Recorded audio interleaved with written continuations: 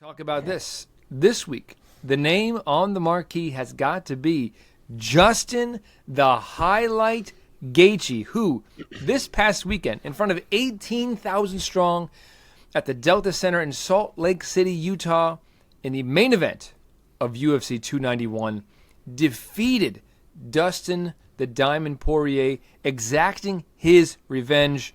Was once finished by Poirier a few years ago, now finishes Poirier by knockout with a unexpected head kick in the second round. The official time, 1 minute flat of round number 2. Mark, did you see a head kick knockout coming from Gaethje, and what were your impressions of the performances of both these men overall?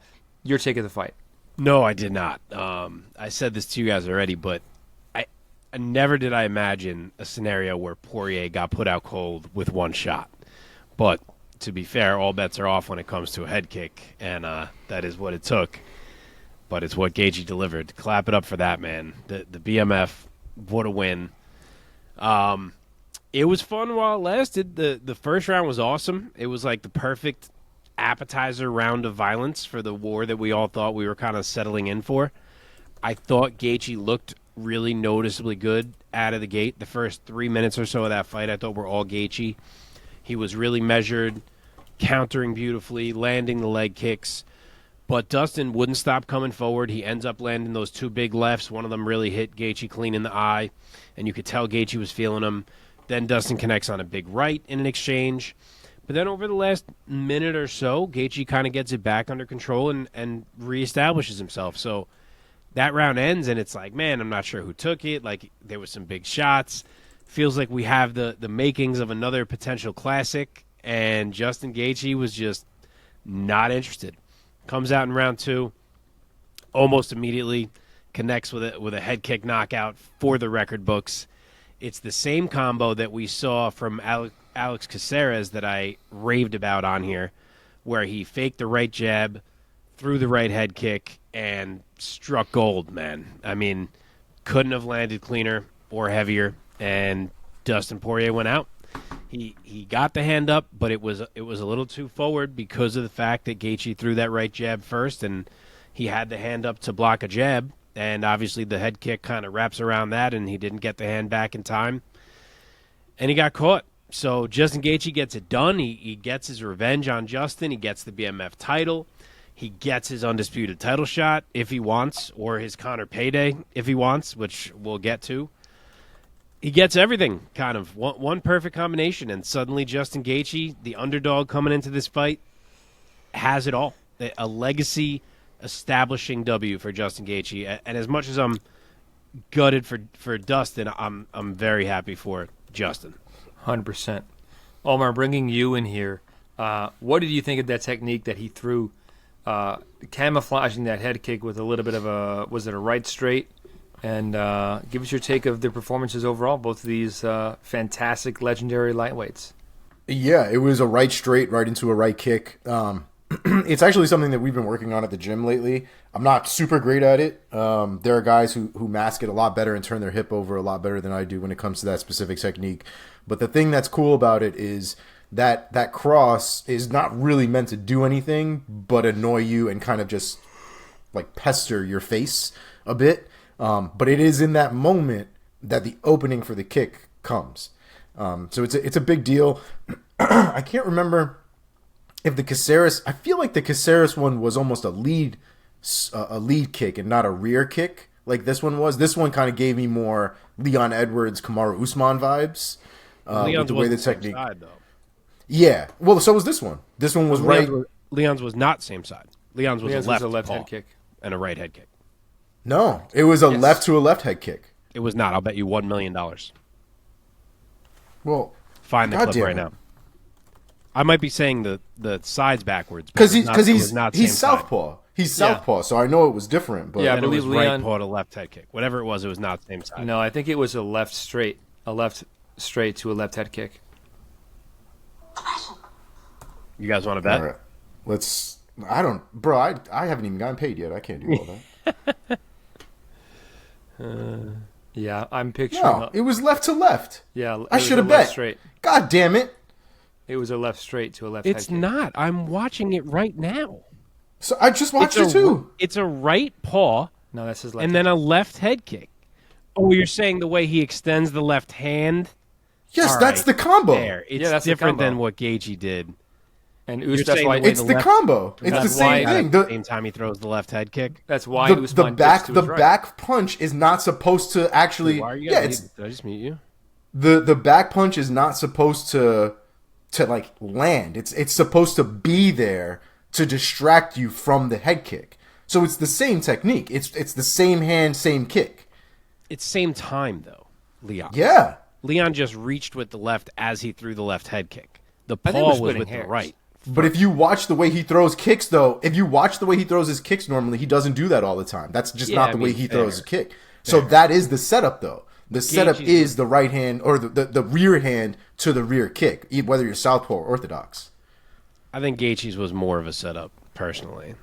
I'm not even. I sure think who's we're one splitting bit on hairs. that left hand. I agree.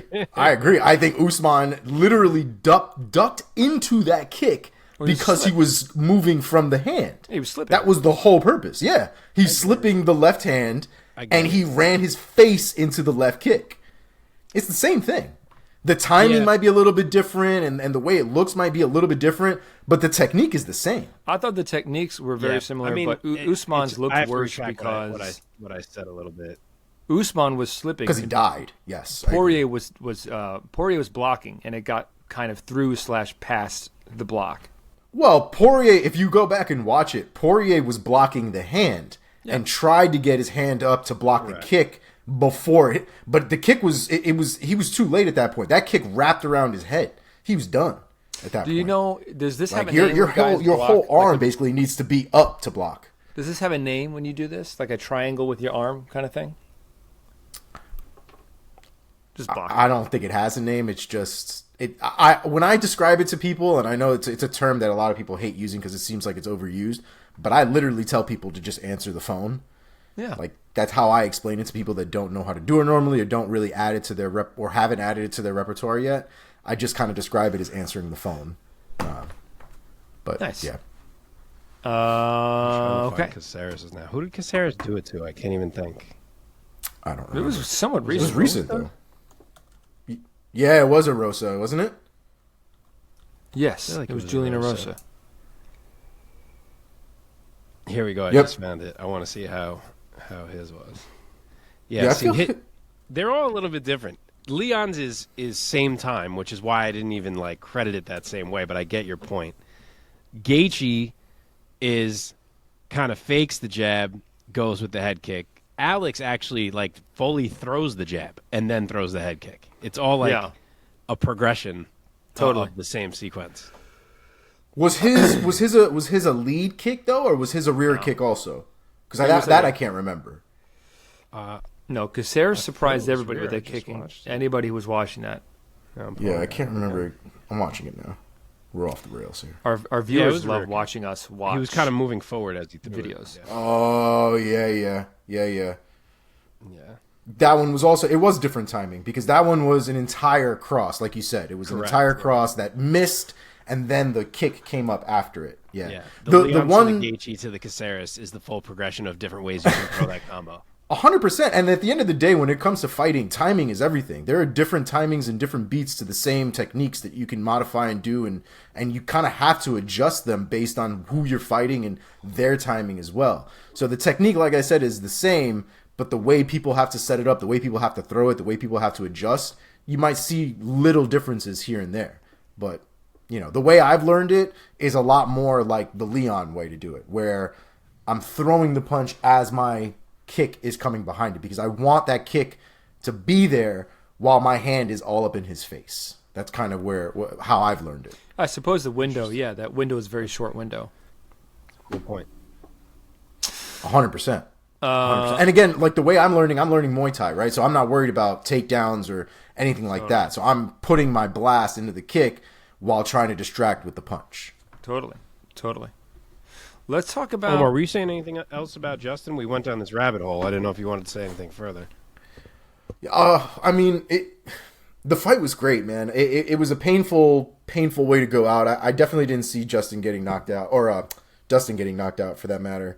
But I thought the first round was really close. I think I actually gave it to Dustin in the end, but it didn't really end up mattering once we got to the second round. It was a beautiful setup, and he caught him relatively clean, man. And I think the last time we saw Dustin even drop like that was against McGregor way back when, but it's not even the same. It's just crazy.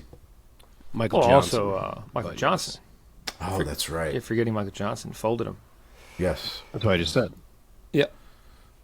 We're on that baby delay. We're on that delay, baby. Are we Loving that it. delayed that he didn't hear me for that long? Oh No, my I said it God, before that's you. so long after. Yes. You thought you I was said after? so much after me. No. A lot of... Oh, you were definitely after. That's so funny. You were definitely after. It's okay. We're going to work through it. This delay is pain. It is.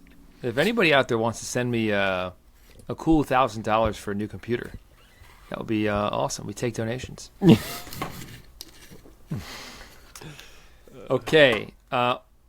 Omar, tell me this. Let's talk about the winner, man. Justin Gaethje. He is now in the winner's circle. He is in the driver's seat. If you were the matchmaker of the UFC, what would you be nudging him towards?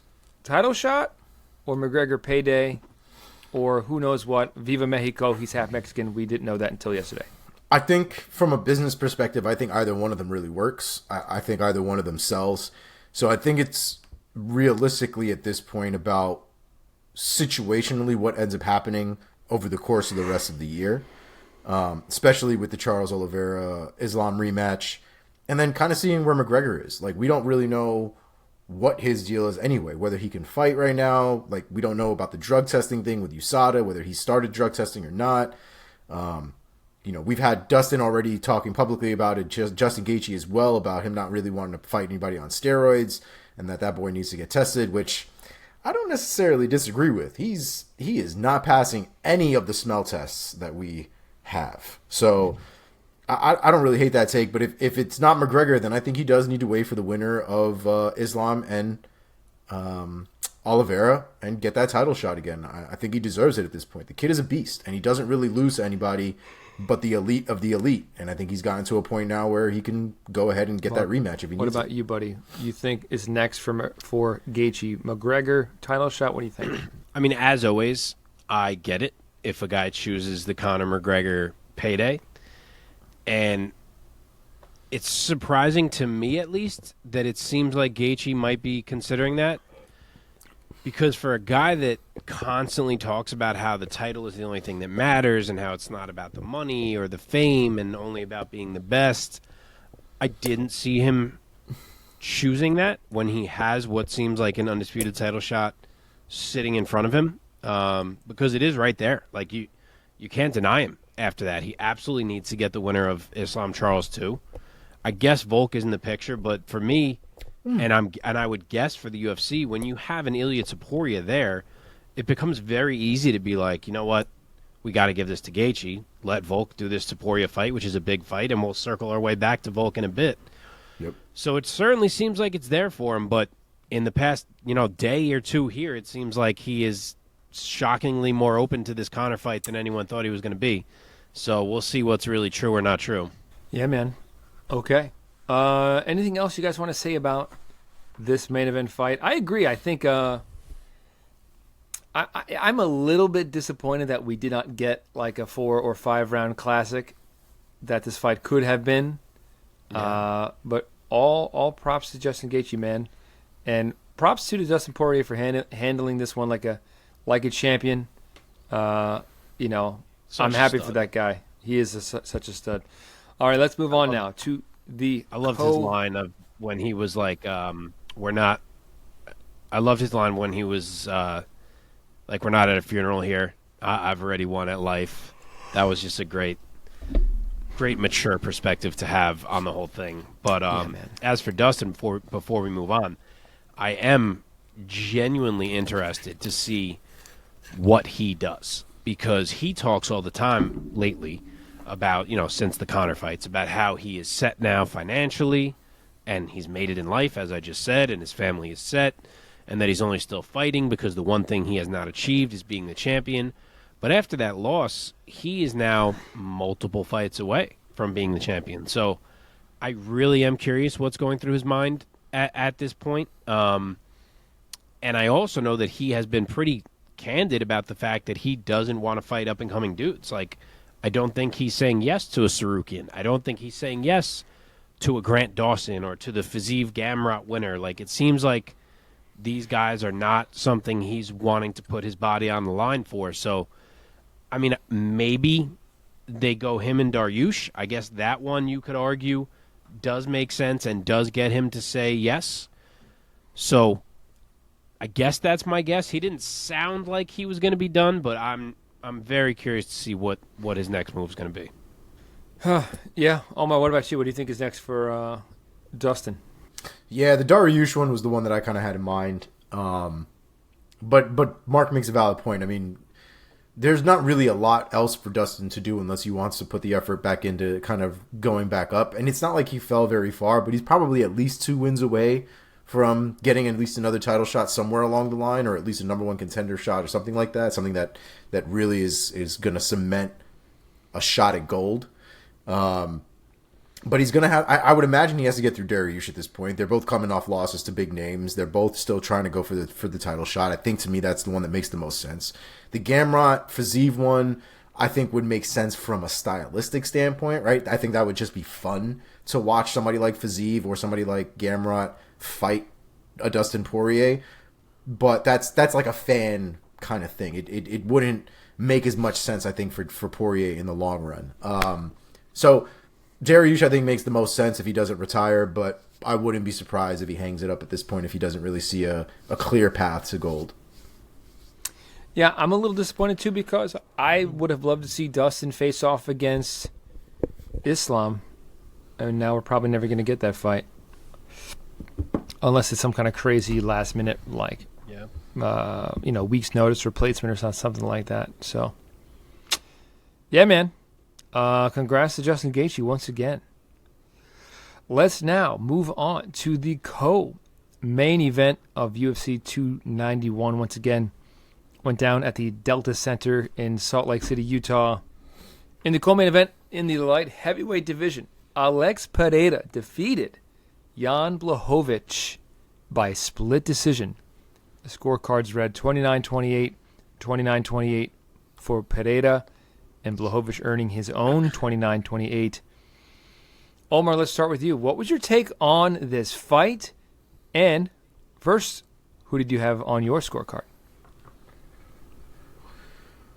So, it was a very interesting fight, and I think I had... The first time I watched it, I had Jan winning the fight. I had him winning rounds 1 and round 2, and then I had Pereira winning round 3. On the rewatch, I could see why you gave round 2 potentially to Pereira. Jan has a really bad habit of, like, grappling while getting beat on. And you start getting into this whole conversation about the damage versus the grappling, because there was a lot of grappling going on from Jan's end, a lot of cage work, a lot of dropping Pereira down, working on the way up, that kind of thing, and having control, I guess, for a good portion of the round. But any chance Pereira got to land blows and land punches, like, he was taking it, and he was landing a lot of stuff too. And you could see by the end of that fight, like, Blachowicz was fucked up. Like, he was on the ground, he was exhausted, he got beat on, especially in that third round. It was a tough fight. I don't feel like it was the kind of robbery that Blachowicz. It's not the kind of robbery that I think that Blachowicz.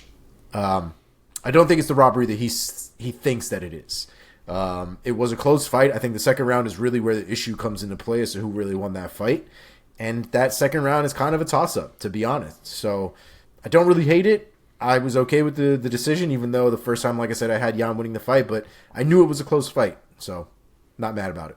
Mark, what do you think about Pereira's inaugural UFC light heavyweight bout, coming away with the W in a split decision, of course? Who did you have winning this fight? Yeah, Alex Pereira moves up to light heavyweight and beats the man who beat Izzy. He is just consistently finding ways to top Izzy even when he's not fighting him. But yeah, this was a close fight. Unfortunately, the altitude ended up playing a fairly heavy factor in it, I think, in terms of Jan. But similar boat for me to Omar, different rounds. Live, I thought it was 1-1 going into the third, and then I was not sure who I thought won the third. And on the rewatch, I was like, oh, okay, definitely Pereira, and I was fine with the decision, so glad it went that way. But yeah, early on, Jan did exactly what you imagined he could do against Alex, which is he came out, he got the takedown. Pereira did make him work for it, which was a good early sign. But then Jan gets him down, and he's on the back with a ton of time. And at that point, honestly, I'm like, all right, this is going to be done. I mean, every time Jan shot that arm through to the neck, I was like, all right, this is the one. He's going to get him. And it never was. Alex did so well to defend. He stayed incredibly calm. You can tell Glover must have put him in that spot countless times and worked through it all, because he really was more calm than I anticipated him being in that spot with a fresh Jan on his back. But he did well. He defended well. He made sure he got to see round 2 where he could try to turn things around. And then round 2 was competitive. There was not a ton of note happening until that Jan takedown. And when he got it, it kind of seemed like, all right, any chance of winning on these cards might be slipping away from Pereira. But he works back to his feet, and once he gets there is when you realize the altitude is kind of hitting Jan pretty hard. And Pereira just poured it on for like the full final minute of that round. And it even felt like he might get Jan out of there if he could find a clean enough shot, because Jan's body was just betraying him in that moment. So I thought round 2 was clearly Pereira just because of everything in that final minute. But then for me, as I said, I had it 1-1. Live, I thought it was tight, but on the rewatch, Pereira was just ahead. He was well ahead, I thought, at the time he got taken down. He was just more active. The leg kicks, the body shots, couple nice jabs. I mean, Jan had a few good shots too, but he was too gassed, and he just didn't do enough. So I thought it was pretty clear, actually, that it was 29-28 for Pereira, and I'm glad he got the W. Yeah, I'm glad that Pereira came away with the W as well. I'm looking forward to his next bout at light heavyweight. Speaking of which, Mark, staying with you, match him up, man. Are you shooting him straight up to the title shot, or who else would you think should he face next? It sure feels like you take the chance to put Jiří Procházka and Alex Pereira in a cage while you have that chance. Yes. Like, I've been reading some things saying, oh, maybe they don't want to give it to Alex off of that performance. But, like, they just booked Ankalaev against Johnny Walker. Obviously, Jamal Hill is hurt. So I don't see where else they could even go. But when you have a chance to justifiably make that matchup, you take it. You don't hope you can find it again later, because it's going to be incredible, and you get those two in a cage as soon as you can get them in a cage and let them go at it. Fireworks. I love it. I love that logic. Omar, what do you think? Any other ideas? Nope. It has to be Jiří Procházka. That's absolute violence. That's not going to be somebody who's going to try to take him down, I would imagine, for probably any of that fight. They're going to square off. They're going to go at it. It's going to be like the samurai versus, the native. The bow and arrow versus the katana. Like, I'm fucking about it. I'm here for it. So they need to make that ASAP. I agree, man. Love it. I mean, it's just going to be dynamite. Dynamite striking in the cage. Karate versus Pereira's, I guess you can call it Muay Thai, kickboxing-esque. Muay Thai. Yeah, man. Oh, can't wait. Yep. I'm already, nervous, having palpitations, just thinking about that matchup. All right, what about Jan? Mark, give us a name for Blachowicz and what you think he could be doing next at 205. I mean, I know we've been hearing these rumblings that Alexander Rakic is finally close to returning. Doesn't seem like any triggers being pulled, so I hope there was nothing that hung him up. But it seems like his return fight could maybe just be against the same man that he got hurt against in Jan. It does make sense with Jan coming off the loss. So I think I'd go there. If not that, I also think Nikita Krylov has probably earned his shot at a rematch with as well as he's been fighting lately, and it was a while ago that he took that loss to Jan, and he's also not booked, so 2 solid options, I think. Omar? Yeah, I was going more towards the way of the winner of Ankalaev and Johnny Walker. Ankalaev never got that rematch because of that, what did it end up being, a weird draw. Draw, yeah. And then Johnny Walker's never had a crack at Blachowicz as well. And frankly, if he beats Ankalaev, if that actually happens, you can't really deny him a fight of that magnitude. So I'm down for that. I figured if I get it if it's Walker, right? Maybe you're like, okay. But like I figured if Ankalaev won that fight, he would get a title shot. You don't think so? Like he is ranked number 1. Yeah. Although, is he still ranked number 1? Probably, right? Pereira probably came in at 2. Now I'm curious. They still have Jamal Hill as a champion, I think. Oh, well, so I'm not counting Jamal Hill. I'm imagining him as being, like, out of commission. Right. So, I mean, and I guess Prohaska's won because it's not like he has the belt. So, sorry, exactly. My point is about number 2. Yeah. Yeah, I don't know. Light heavyweight, it's a disaster, that division. We've gotten to a real messy top 5 at this point. Yeah, the Hill injury sucks. Yeah. But hey, if you can book Pereira and Yuri, then everything is all right. Somebody, I don't remember who it was, but somebody was talking about how Jamal Hill injured his leg because he got fat. It's crazy. His leg couldn't carry the weight. Yeah, I guess so. All right, boys. In the heavyweight division, UFC 291, Derrick Lewis gets in the win column. He needed it in a bad way because he had lost 4 of his last 5. But he gets back in the win column, emphatically defeating Marcos Rogerio de Lima by TKO in the very first round, under a minute, almost within 30 seconds. The official time, 33 seconds of round number 1. Mark, start us off. Break down this 30 seconds of madness and a few other vintage Derrick Lewis moments that we were treated to right after. Derrick Lewis with the flying knee knockdown at the opening bell, just like we all predicted we would see. That was unreal. Friggin' awesome from Derrick Lewis. Exactly the type of win that you hoped to see him get to bounce back from the fights he's been having lately. And he looked great. Physically, he was in great shape. He showed off the abs at weigh-ins for the first time.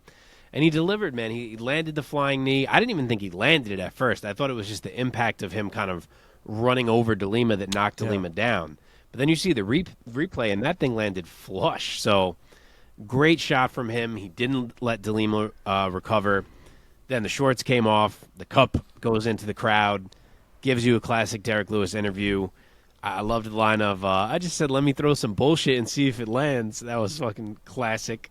Yep. But now through all that, he puts himself in a great place entering free agency. I guess the UFC wants him back just because he as popular as he is.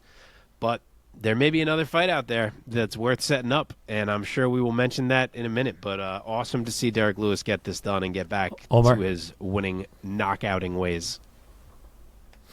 Yes, I absolutely agree. I felt like a chooch for picking De Lima, especially once you actually saw the fight and actually what happened, and it's like, oh, well, God damn it.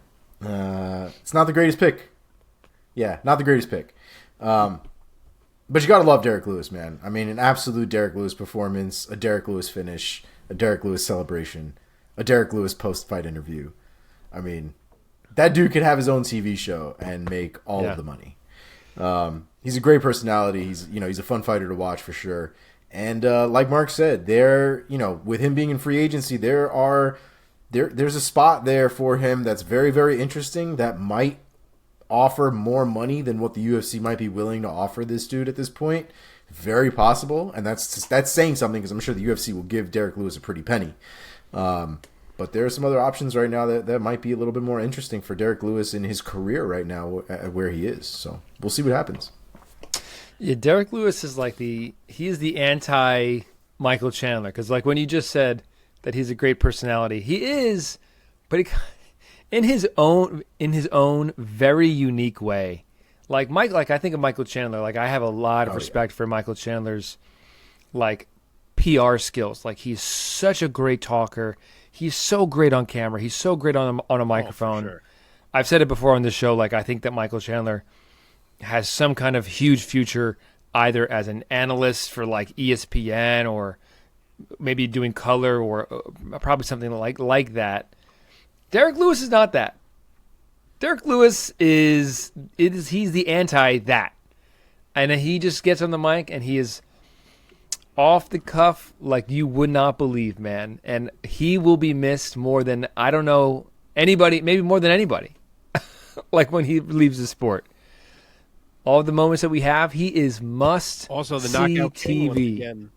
Yes, he's back on top of that list. So, Mark, what you alluded before to what could be next for Derrick Lewis? So I'm sure a lot of you listening have heard people throwing this out there, but it does make plenty of sense. If you are the PFL, don't you try to secure the services of Derrick Lewis and set up a Francis Ngannou rematch? It is absolutely bigger than anything else you can do with anyone who's currently on that PFL roster by a mile in terms of buzz, in terms of able to sell it, getting casual viewers interested, getting UFC only fans who don't watch other things to be like, wait a second, Derrick Lewis and Francis Ngannou are fighting? I know those guys. Maybe I should watch this event. So there's a lot of reasons for them to do it. It's a great avenue for Derrick Lewis. The money will probably be good. It may not happen. He may just get a good offer from the UFC and say, why would I leave? I love it here. Mm-hmm. So we will see how it plays out. If he does stay in the UFC, I say this all the time. I've always wanted to see him and Jairzinho Rozenstruik in there. I'm going to do it again here. Why the fuck not? Seems like it works. So that's what I'll say if it's UFC. But, yeah, the Ngannou thing is really interesting. That's almost surprising that they haven't fought. But, Omar, what were you going to say? Yeah. Well, so I also am surprised that Jairzinho Rozenstruik and him haven't fought. I had to look a couple times. I was like, how has this never happened? I didn't even understand it. But yeah, the Ngannou thing it's a real thing. It's a very big possibility at this point. The option is definitely there. I was trying to look up. They had just done a thing about what the purses were for UFC, or at least the purses that were disclosed anyway. And how the hell is Derrick Lewis not even on this goddamn list? Well, that was completely pointless. But I was trying to figure out what Derrick Lewis was making. The highest person that made money on that list right now was Dustin Poirier with $1.9 million off of UFC 291, which is fantastic to hear that Dustin Poirier is getting his flowers. And then Michael Chiesa earned the lowest at $110,000. So somewhere along those, in that middle area there, I'm assuming was Derrick Lewis. But from what I remember, people who fight Ngannou, I think at this point, are making a minimum of like $1 or $2 million or something like that, like guaranteed. So it might be something to think about for Derrick Lewis. That might be the biggest payday of his entire career off of one fight. So it might be a real thing. If that doesn't happen, though, just like Mark kind of said, oh no, Mark didn't say it. But if he doesn't go to the PFL, I would imagine somebody like Alexander Volkov would probably be interesting to have that rematch at this point. It's been like 5 years since they fought. So be interesting. Wait, you said that Poirier made, did you say $9 million? $1.9 million. Oh, my bad. I was like, damn. Yeah. Shall we move on? Let's do it. All right. Down in the lightweight division, Bobby Green defeated Tony Ferguson by technical submission via arm triangle choke towards the very end of the fight, the official time, 4 minutes and 54 seconds of round number 3. Omar, staying with you here. Tony Ferguson, he showed out a little bit. He showed up, but he showed out a little bit. Would you agree? I would not. No? I would not.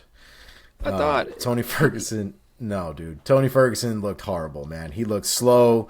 His reactions were really bad. He was turning his back multiple times. It was. I don't want to see Tony Ferguson fight anymore. I don't. I love Tony Ferguson. You know, he was a great time, but the reality is, after he blew out his knee from that cord way back when, that dude hasn't won a fight. Literally since that moment. So it could be something physical with him. It could be something mental with him. But he does not look like the same fighter that he was before that moment. So I can't enjoy the fights. I'm just consistently worried about him getting hurt at this point because I don't think he can appropriately defend himself the way he used to. And, you know, while he didn't get completely, like, Gaethje'd in this fight like he did then, it still wasn't a great performance. I thought he got worked, I think, the entire time. The eye poke, I think he was putting a lot of stock into. Eye pokes suck. I'm not going to, like, dispute that. But, like, he wasn't winning the fight before then. This idea that he was getting in the zone and whatever other fucking stuff he put in that Instagram post about what happened in that fight, like, no, you were getting worked even before then. And the fact that Bobby Green got a goddamn submission on Tony Ferguson, I think, is wild sauce. So I don't want to see Tony Ferguson fight anymore. I'm done.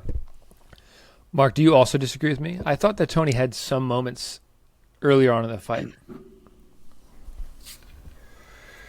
So I disagree with you. I also disagree with Omar. I thought Tony looked okay in the first 3-ish minutes of the fight when his awkwardness was still an advantage for him because Bobby Green had not adjusted to it yet, and that's when he got the knockdown, obviously, of Bobby Green. So you can't say he was looking trash when he had a knockdown. But I guess I was going to say round 2, but really even from the last minute or two of round 1, Bobby had made his reads.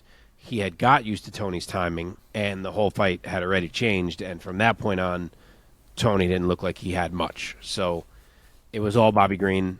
Then Tony looked kind of sad again. And, excuse me, we know this. He's still game as hell. He's still hard to hurt. He's going to keep coming, but his tools are just not what they once were. And Bobby was really able to start teeing off and styling on Tony a bit. He did well on top in round 2 to do damage, and then once they were standing again, he really put a lot of clean shots on Tony's chin, and then he capped it, man.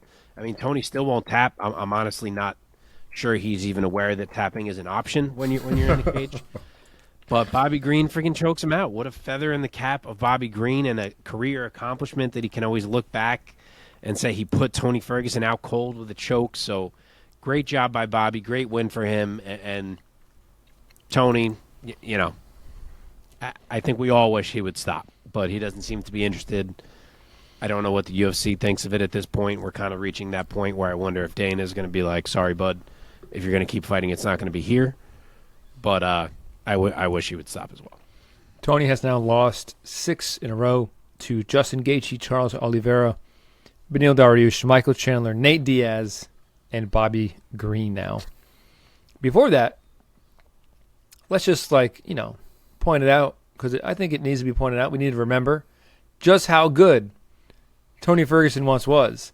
Before this 6-fight losing streak, Tony Ferguson rattled off 12 consecutive wins, defeating the likes of Donald Cerrone, Anthony Showtime Pettis, Kevin Lee, Rafael Dos Anjos, Edson Barboza, Josh Thompson, Gleason Tibau. The man was good. He has also wins over Eve Edwards, and just scrolling down further down his record, his third pro bout, he defeated Joe Schilling by submission. So, all right, Mark, put on the matchmaker hat again. If Tony says, I'm fighting and I'm not retiring, who would you give to him as his next lightweight opponent? So I actually have an idea that I love.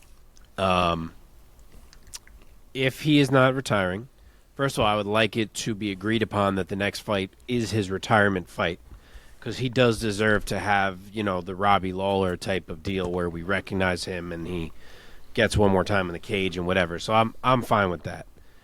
I put it at UFC 300 across from Jim Miller. Ooh. Omar.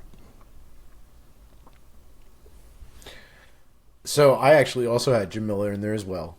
And then I had the thought, Jim Miller might actually really fuck Tony up. So then I kind of rethought it, and I was like, who's also could be an interesting fight that I don't believe will murder Tony Ferguson? And I landed on Clay Guida.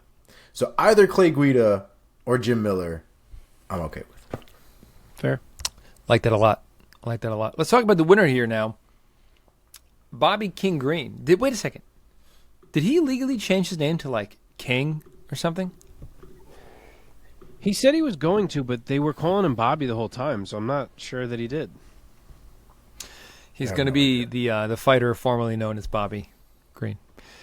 Omar, Bobby Green, he has now, wait, let me see, gotten back in the win column. Hadn't won a fight since he defeated Nasrat Haqparast back in February of 2022. Back in the win column with a nice finish over a big name still in Tony Ferguson. Always will be a big name somewhat. What would you do next with Bobby Green at lightweight? So I would do Guram Kutateladze. Stylistically, I think that's a fun fight. It's also kind of a step up for Bobby Green because even though, Tony Ferguson has been on kind of a losing streak, he still did beat Tony Ferguson. Is definitely one of the bigger names on his resume at this point. The way he beat him, I thought, was absolutely impressive. So I do think he deserves a little bit of a bump up and a shot to continue to prove himself, and I think Kutateladze is exactly that person to do it. Mark? I'm cool with that one. I would love to see Bobby get a ranked fighter, almost as like a career acknowledgement at this point. I know he got the Islam fight, but it was short notice, horrible circumstances. I will say one of Jalen Turner or Diego Ferreira. Nice. Jalen Turner. Diego. All right, let's keep going. We've got a lot more MMA to cover. In the opening bout of UFC 291, in the welterweight division, Kevin Holland gets another W at 170, this time defeating Michael Chiesa by submission via Darce choke. The official time 2:39 of the very first round. Kevin Holland making it look somewhat easy. He was just too much for Michael Chiesa. Mark, give us your take of the fight and of Kevin Holland's performance as he rolls on at 170. This one was a tale of two fighters, one who looked great and one who looked awful. And I think both can be true. It's not that it only has to be one of those ways, because Holland did look great, Chiesa did look awful. Holland fought a perfect fight. He used his reach. Every time Chiesa thought about shooting, he also changed his level and punched to the body, which was working really well to kind of deter Chiesa. His takedown defense and balance was some of the best we've ever seen from him. And then you have Chiesa, who looked really uncomfortable on the feet. He always kind of does, but add in the rust and the reach of Holland, and I think it was just a bad mix for Chiesa because he really looked awkward out there. He kept awkwardly ducking down to avoid shots like over and over. It ends up getting him kneed in the head, as it should have. That's exactly what should happen when you keep ducking down like that. And then he gets caught in a Darce, which just feels like it happens to him all the time. So really tough return from him, but a huge statement win for Kevin Holland as well. Omar. Yeah, man. Kevin Holland made it look easy, which I think is the most impressive part. It was a great performance from him, a really dominant performance from him. I don't think at any point Kevin Holland looked like he was in trouble or struggling in that fight. And I think, to be honest, I think Chiesa took a big chance fighting somebody like Kevin Holland coming off of a layoff like that, especially off of the injury that he had as well. I think he had a pretty bad back injury at one point that he had to get surgery for or some shit like that. So I thought it was a tall order in the first place. And, people who keep sleeping on Kevin Holland and especially, his ability to wrestle and things like that, like the kid doesn't have now the resources and the time to just literally wrestle as much as humanly possible. As somebody who probably overtrains, I can tell you right now that somebody who has the ability to do it all the time and doesn't have to worry about much else as far as 8-hour jobs and all that kind of, 8-hour a day jobs, 40-hour a week, that kind of deal. Yeah. He's going to show gains if he's really learning, if he's really taking the time to make those adjustments and make those gains. He's going to learn, man. And I think we're starting to really see the fruits of that labor. All right, Omar, staying with you here. Because Kevin Holland has fought the beginning of his UFC career at 185 pounds, just about most of the names in the UFC welterweight rankings are guys that he has not fought, save Stephen Thompson, who is ranked 7th for the UFC. I wonder what he is in the Pereira rankings, as well as I wonder what Kevin Holland is in the Pereira rankings now, which we will find out shortly. That being said, give us a name up in the rankings of who you would want Kevin Holland to go against next. So I think right now the one to me that makes the most sense is the winner of Vicente Luque and RDA. I think once we get that taken care of timeline-wise, I think it should match up so that the winner and Kevin Holland can square off. And from a ranking standpoint, they should be relatively in that same area once it's all said and done. Mark? So I agree that makes sense. I thought about it as well. First of all, he should chill with the talk of a return to middleweight. I absolutely think he should stay at welterweight at this point. Not like he can't ever go back up, but I don't think right now is the time. But I am going to reward Kevin Holland with a huge fight at welterweight. I don't know how realistic it is. You guys might think I'm crazy. But there is a former champion named Kamaru Usman that has no one to fight. Leon and Colby are fighting each other. Bilal is getting the winner. Wow. Chimaev is moving up. Shavkat is fighting Gastelum. Burns is hurt. Neal is fighting Gary. The only other one, okay, Luque and RDA is very soon. You could go with the winner.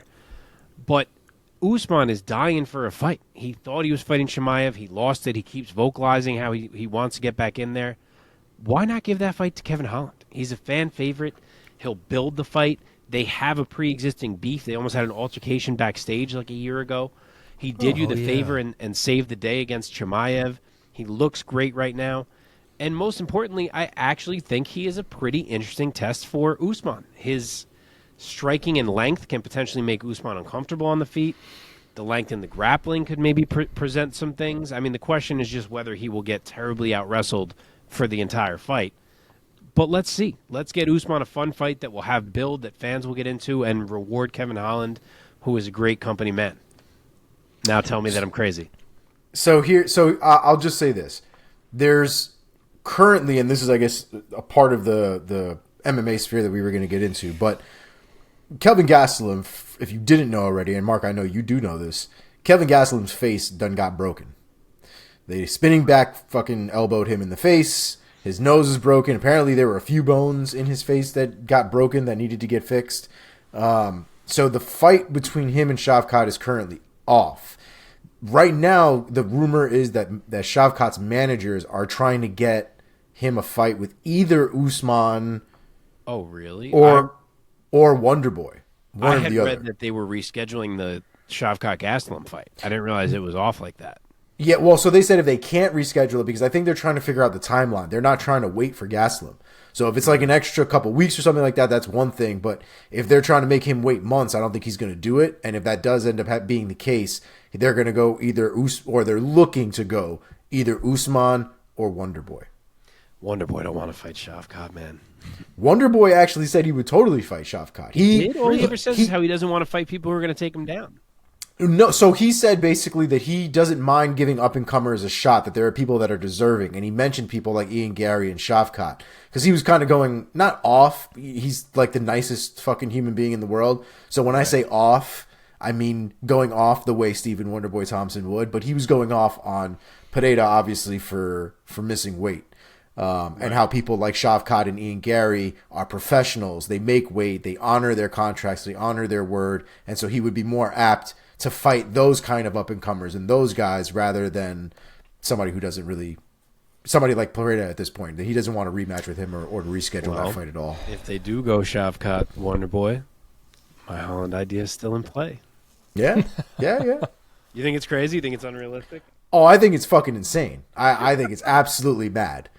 But I'm here for it. Dude, Stephen Thompson versus Ian Gary would be insane. What a great matchup stylistically. Ugh. Fireworks, man.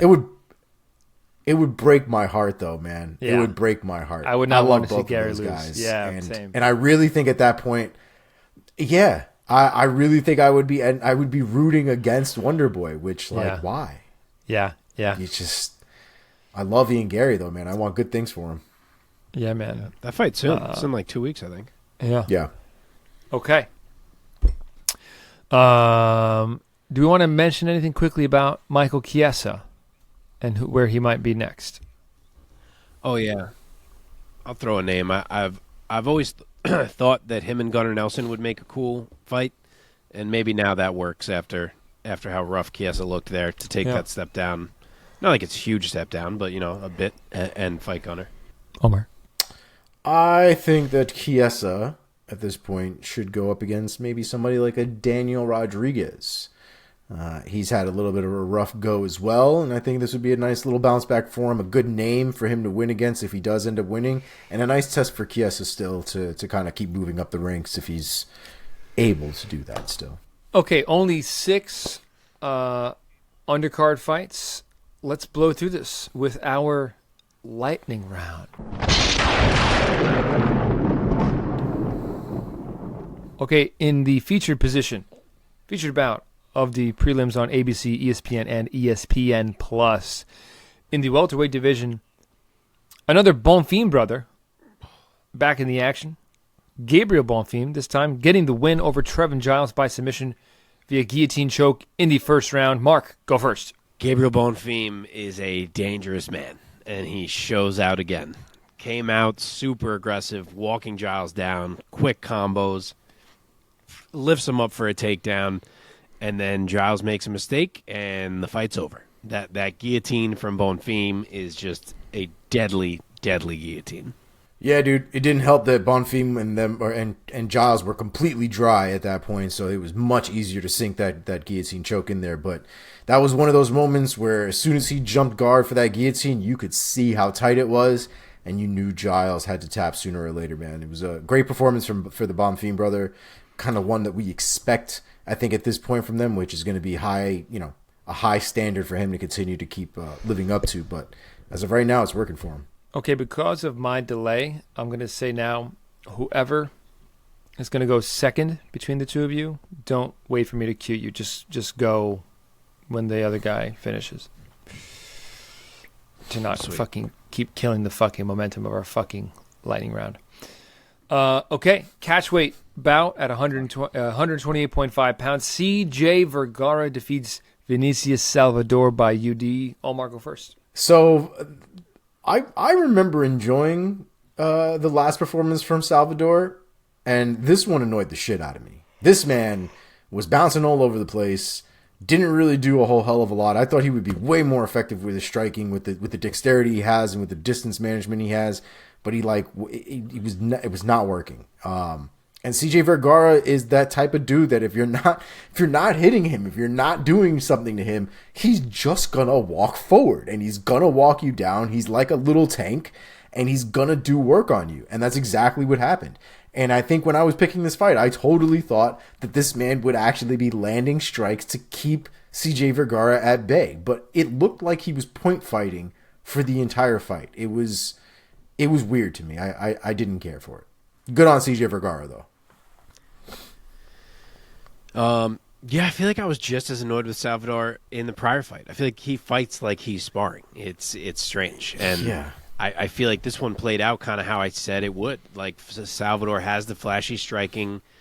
He was able to get more done in round one and jump out to a lead because Vergara kind of came out stuck in neutral, it seemed like. But Vergara got going in round 2, and when he gets going, the work rate is always high for him. He was able to land the straight strikes as he adjusted to Salvador's timing and beat the wider, kind of almost more casual, it's not the right word to say, but that's how they feel, strikes that Salvador throws, and he was throwing straight shots with intent, and they were landing first, and he earned the W. So well done by CJ.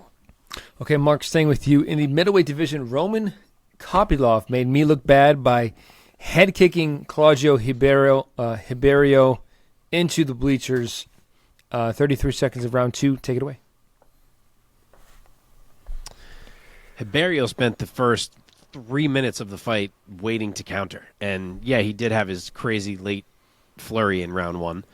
But for the most part, it wasn't smart because it really let Roman Kopylov get really comfortable and get himself into a flow state, and he flowed himself right into a picture-perfect textbook left high kick that separated Ribeiro from his senses. So great job from Kopylov. That's 3 in a row now, and he is wrecking dudes. Yeah, man. Kopylov looked great. Technique-wise, I thought he was on point. I had Ribeiro just because of the power. I thought the power differential would make a difference, and I think you could see how much that power really impacted even the small moments that Ribeiro had in that fight.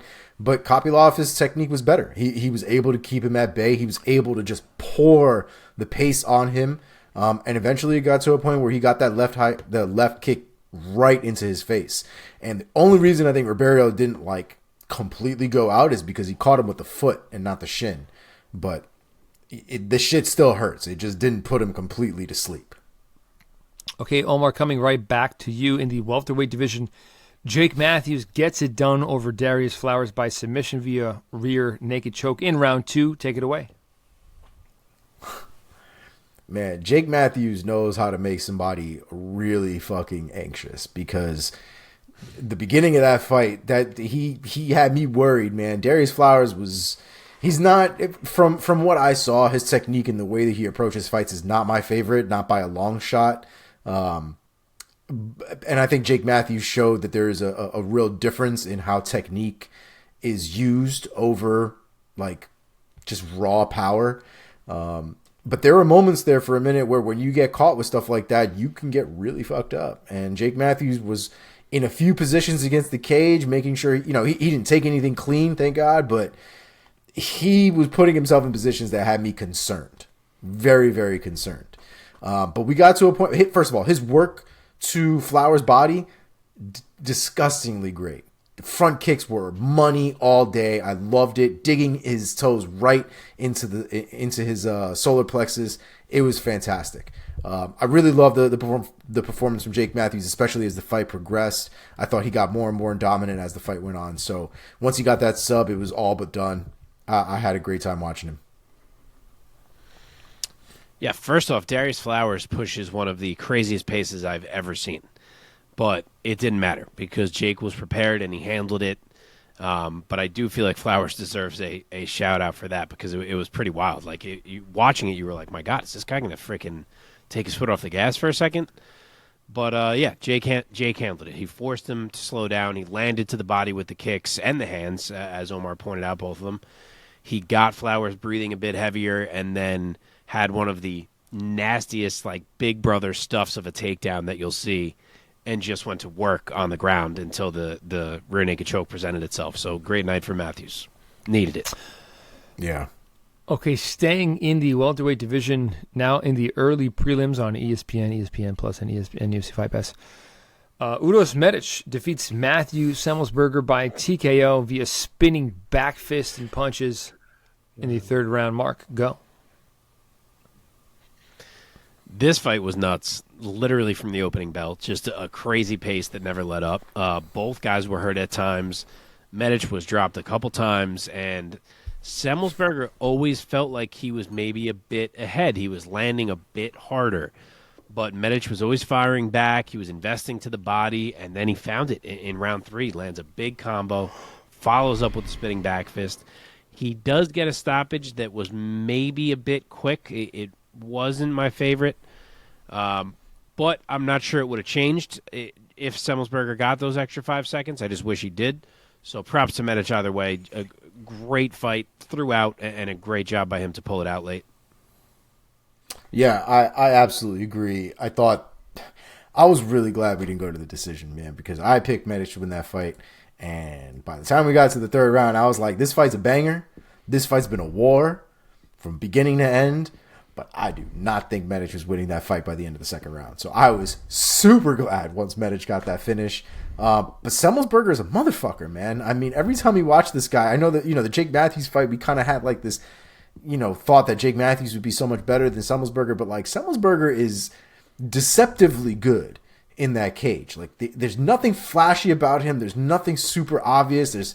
There's other guys that I think visually are probably more appealing when you watch them fight. But that dude is good, man. He is a tank. He is a very durable fighter. Yeah. Granted, he got knocked out, but he's still a very durable fighter, and he comes forward a lot. He's somebody that they definitely got to start watching out for sure. I actually thought that was the best he ever looked, funny enough. I agree. In a loss. I agree. All right, now opening UFC 291 once again in Salt Lake City, Utah, in the women's flyweight division. Show favorite, Miranda Fear the Maverick, gets the W over Priscilla Cachoeira by submission via armbar in round number 3. Omar, start us off. That, ladies and gentlemen, is the Miranda Maverick that I thought existed. That girl looked great in that fight. And I think there was a little bit from the Cachoeira side as well, because I think once we started getting further into that fight, you could see the will of Cachoeira starting to break, and I think Miranda did a great job to continue to capitalize it. It sounds like Cachoeira also pulled a couple of dirty moves in the octagon, which I'm not thrilled to hear about. I was not a fan of the ghost tapping, if you will, but apparently Miranda Maverick has accused her of basically digging her fingers under the UFC top and potentially trying to expose her underbits. Wow. Which you is saw not the ref stop it live in the fight to get her hand. Yeah. Dude, he had to dig her hand out. Yeah. Like that wasn't a simple was tap. Yelling, saying like it got stuck in there. Like who knows? But It seems wild. Seems wild to me. But either way, the ghost tap at the end, just before that fight ended, I'm glad Miranda Maverick was not the type of fighter who lets go when she feels a tap, and she waited for the referee. Because Cachoeira was playing games there, and you are not going to convince me otherwise. She knew exactly what she was doing. She tried to play some old school shit where she tried to really light tap, like, oh, I didn't tap, and hopefully Miranda Maverick would let it go a little bit. Nah, I love that Maverick kept it going. She even said it after the fight. I've learned from experience. I'm not letting that go until the referee comes and takes me off of there. Beautiful performance from Miranda Maverick. That's the one that needs, that's the type of fighter, the performances that she needs going forward, and I'm glad she capitalized. Yep. Glad we all stayed on Miranda Maverick for one more fight, because we would have looked a little dumb if we didn't pick her. It seems like we are learning that she is a very hot and cold matchup-based fighter. She either seems to look fantastic or look confusingly off, but she looked fantastic here. And, you forget you were even concerned. That's how good she looked here.